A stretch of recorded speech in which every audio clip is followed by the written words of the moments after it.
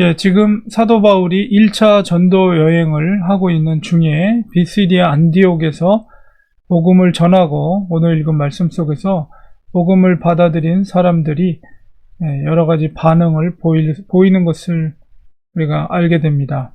우리 지도를 잠깐 다시 보면요. 바로 밤빌리아 지역에서 이제 산맥을 넘어서 비시디아 안디옥, 그 당시 로마 시대의 두 번째로 가장 큰 도시 중에 하나였는데 그곳에 회당에 들어가서 복음을 전하고 그 복음을 전한 후에 사람들의 반응을 오늘 보게 됩니다. 첫 번째 반응은 뭐냐면 그 말씀에 대해서 긍정적으로 받아들인 사람들이 다음 안식일에도 이 말씀을 해달라. 이 얘기는 뭐예요?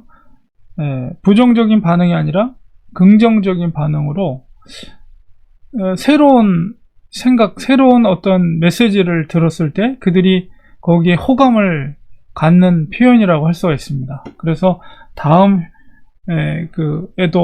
안식일에도 와서 우리가 이 말씀을 듣기 원한다. 이런 반응을 보이고, 그리고 이제 회당의 모임이 다 끝난 다음에 사람들이 흩어졌겠죠. 물론 그 안에는 대부분 물론 유대인들이었겠지만 유대인이 아닌 사람들도 거기에 있었던 것 같습니다. 그래서 유대인과 또 유대교에 입교한 경건한 사람들이라고 표현된 것을 볼 때 유대인은 아니지만 비시디아 안디옥에 살고 있던 헬라인들 중에 유대교에 입교했던 사람들, 그런 유대인들과 함께 그런 헬라인들이 바울과 바나바를 따랐다. 그러니까 그 말씀에 반응을 하는 거죠. 따른다는 것은 이중적인 의미가 있습니다. 항상 직접 예수님을 따랐다 이런 표현 속에 예수님을 직접 쫓아다니는 의미도 있지만 그 가르침에 받아들여서 그 말씀에 순종하는 따름이라고 볼 수도 있습니다. 그래서 사도 바울이 회당에서 복음을 전한 것으로 인해서 몇몇 유대인들과 또한 몇몇 헬라인들이 그 두 사도를 따라다니면서 계속해서 그 말씀을 듣기를 원했던 것이죠. 그래서 그 두 사도가 여기서도 보면은 이제 이름이 바울이 먼저 나오죠. 바울, 그 다음 바나바 이렇게 순서로 나오는데 사역의 주도권이 이제 바울로 넘어간 것을 누가가 이렇게 바울을 먼저 이름을 기록함으로써 그것을 나타내고 있는 것입니다. 그래서 그 두 사도와 함께 하나님의 말씀을 나누고 그들에게 하나님의 은혜 가운데 거하라, 항상 하나님의 은혜 가운데 거하라 이렇게 권면하는 것을 보게 됩니다. 그리고 이제 그 다음 안식일, 일주일이 지난 다음에 안식일에 왔는데 온 시민이 거의 다 하나님의 말씀을 듣고자 하여 모였다. 그러니까 엄청나게 많은 숫자의 인원이 그 회당에 모인 것 같습니다. 회당의 크기가 어느 정도인지 모르지만 어쨌든 굉장히 많은 사람들이 사도 바울의 그 복음을 듣기 위해서 모였는데 그 자리에는 그것을 듣기 원해서 모인 사람도 있었지만 반대로 그 사도 바울과 바나바의 가르침을 시기해서 그 많은 사람들이 모이게 되니까 또 유대인들이 시기하는 유대인들이 존재하고 있었습니다. 그래서 그 바울과 바나바를 공격하기 위해서 모인 사람도 그 중에는 있었다는 것이죠. 바울과 바나바가 그것을 느꼈고 거기서 담대하게 하나님의 말씀을 전할 때 먼저 너희들에게 전할 것인데 너희들이 그것을 버렸다. 하나님의 말씀을 받아들이지 않고 예수 그리스도를 받아들이지 않았기 때문에 영생을 얻기 합당하지 않은 자로 자처하기로 받아들이지 않기 때문에 예수 그리스도를 받아들이지 않는 것은 영생을 거부하는 행위죠. 그래서 우리가 이방인에게로 향하노라. 왜 우리가 이방인들에게 복음을 전하는가를 얘기할 때 그 비방자들 앞에서 너희들이 그 예수를 받아들이지 않았다는 것이죠. 그래서 우리가 내가 너를 이방의 빛으로 삼아, 사도 바울을 이방의 빛으로 삼아 너로 땅끝까지 구원하게 하리라. 여기에는 그 비방하는 유대인들도 있었지만 그렇지 않은 헬라인들도 있었어요. 그들이 듣기에는 그것은 복음이죠. 우리들에게, 유대인들에게만 선민의식으로 하나님께서 은혜를 주시고 복을 주시고 구원의 길을 여신 게 아니라 우리 헬라인들에게도, 이방인들에게도 이방의 빛으로 사도 바울을 삼아서 우리에게 구원의 길을 열어주셨다는 이 말을 들었을 때 이방인들은 너무 기쁜 거예요. 그리고 하나님의 말씀을 찬송하며 그리고 놀랍게도 영생을 두시기로 작정된 자, 영생을 두기로 작정한 분이 누굽니까? 하나님이시죠.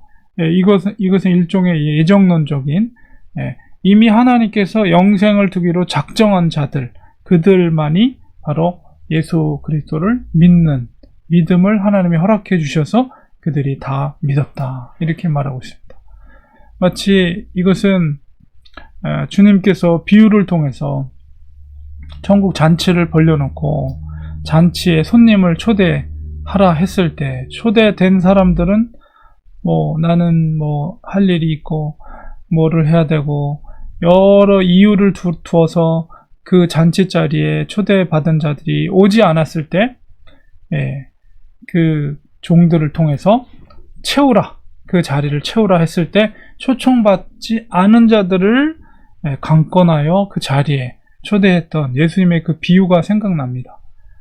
그래서 초청을 받았더라도 그것을 수용하지 않고 그 자리에 오지 않는다면 구원받을 수 없는 거죠. 그러나 이방인이라 할지라도, 초청받지 않은 자라 할지라도 하나님께서 강권할 때 그들을 구원의 길로 인도하신 것입니다. 그래서 사도 바울을 이방의 빛으로서 이방인들을 구원의 길을 연 하나님의 사도로서 사용하게 된 것이죠. 결국 이방인들에게 구원의 길이 열린 것입니다. 이 복음의 말씀이 특별히 이방인들에게 그 소식이 전해졌을 때 그들에게는 너무나도 기쁜 소식이죠. 그래서 49절에 보니까 주의 말씀이 그 지방에 두루 퍼지니라. 그 비시디아 안디옥, 그 대도시에 사도 바울의 이 복음의, 회당에서 전했던 복음의 메시지가 많은 사람들에게 전파되게 되었고, 또한 그 비시디아 안디옥이라는 곳이 이 교차로예요, 교차로. 남북을, 동서를 횡단하는 대로가 있었던 교차로였기 때문에 바로 거기에서의 복음이 사방으로 퍼져나가게 되는 거죠. 그래서 그 지역, 그 도시뿐만 아니라 다른 지역에서 왔던 사람들도 그 복음을 듣고 사방으로 퍼지는 놀라운 복음의 확장의 역사가 있게 된 것입니다. 그러나 항상 하나님의 말씀이 흥황하는 곳엔 사탄의 도전이 있는 거예요. 그 사도 바울을 공격하려던 유대인들이 경건한 귀부인들과 그 다음에 그 신의 유력자들을 선동해서 바울과 바나바를 박해하게 됩니다. 그래서 고난을 받게 되니까 결국은 그 지역에서 쫓겨나게 되는 그런 상황에 몰리게 됐죠. 이렇게 두 분은, 사도 바울과 바나바는 그런 쫓김을 받더라도 이미 복음의 씨앗이 비시디아 안디옥에 심겨졌기 때문에 하나님의 복음의 꽃이 곧 뿌리를 내리고 꽃을 피우게 될 것입니다. 그리고 이제 지금은 피하지만 다시 이제 더베로 갔다가 돌아오는 길에 이제 다시 들려서 그 믿음의 사람들을 더 은혜 가운데, 말씀 가운데 거하도록 격려하는 그런 일을 하게 되는데, 결국은 그 도시에서 떠나서 이고니온이라는 것으로 이제 다른 도시로 옮겨가게 됩니다. 이고니온이라는 도시도 굉장히 큰 도시고, 오늘날의 터키에서는 꼬니아라는 도시 이름을 갖고 있는데 굉장히 발달된 지역이었습니다. 거기도. 그래서 이고니온으로 피신을 하게 되고, 또 거기에 비시디아 안디옥에 있었던 제자들은 기쁨과 성령이 충만했다. 얼마나 하나님께서 이 두 사람을 통해서 이 갈라디아 지역에 복음을 전파하는데 놀랍도록 사용하시는 것을 우리가 보게 됩니다. 하나님의 복음의 확장은 이렇게 소수의 사람들, 소수의 헌신된 사람들, 철저히, 사실 저 당시에 복음을 전한다는 것은 자기의 목숨을 걸고 여행을 하는 거예요. 사실 어떤 위험들이 도시마다 어떤 위험들이 복음을 전하는 일로 도사리고 있을지 모르는데 그 먼 거리를 걸어서 다니면서 복음을 단 두 사람이 복음을 전할 때라도 하나님은 그들을 통해서 놀라운 하나님 나라의 확장과 복음의 확장의 역사를 이루게 되는데 그 하나님의 철저히 순종했던 두 사람을 통해서 그런 위대한 일들을 이루게 한다는 것이죠. 사람들이 보기엔 정말 보잘것없는 그런 소수이지만은 그러나 그 순종한 사람들을 통해서 기독교 역사를 보면 너무나도 위대한 일들을 그들이 이루어 놓은 것을 보게 됩니다. 이 시대에도 물론 많이 기독교가 전 지구적으로 전도가 되었지만은 그러나 이 시대에도 여전히 복음이 들어가지 않은 나라와 민족과 지역이 있습니다.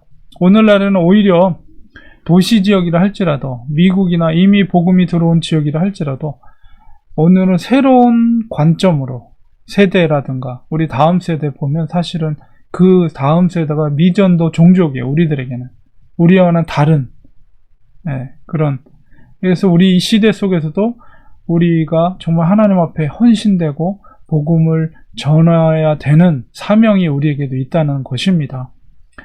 우리가 세월이 지난 다음에 지금 현재를 바라보고 정말 우리 자신을 바라보게 될 때 어떻게 평가될까? 그것은 사람들한테 평가되는 것보다 주님 앞에서 우리가 어떻게 평가될까? 이 시대 속에서 정말 사도 바울과 바나바 같은 사명을 우리에게 맡겨진 사명을 감당했는가? 주님이 평가하실 것입니다. 우리들도 사도 바울처럼 우리에게 주어진 사명, 우리에게 주어진 이 시대적인 사명 속에서 정말 순종하는 복음을 전하고 우리에게 맡겨진 그 사명을 정말 잘 감당해서 주님께 칭찬 들을 수 있는 우리 모두가 되기를 간절히 소망합니다. 기도하겠습니다. 하나님 아버지, 사도 바울과 바나바를 통해서 하나님은 그 놀라운 그 큰 도시 가운데 복음의 씨앗을 심겨지게 하였고 그 복음으로 말미암아 구원받는 많은 사람들이 생기게 된 것을 보게 됩니다. 작은 소수의 순종의 사람들을 통해서 하나님의 위대한 일들을 이루시는 것을 보게 됩니다. 하나님 이 시대 속에서도 여전히 하나님은 하나님의 그 사명을 위해 하나님의 종들을 부르십니다. 하나님 우리에게 맡겨진 귀한 사명 결코 작은 것이 아닙니다. 하나님 나라에 정말 위대한 일을 감당할 수 있는 하나님의 사람들이 될 수 있도록 우리에게 콜링을 하시고 우리가 그 콜링에 순종하여서 하나님이 아무리 어려워도 하나님의 사명 감당하고 복음을 전하는 일에 힘쓸 수 있는 우리가 될 수 있도록 도와주시옵소서. 예수님의 이름으로 간절히 기도합니다.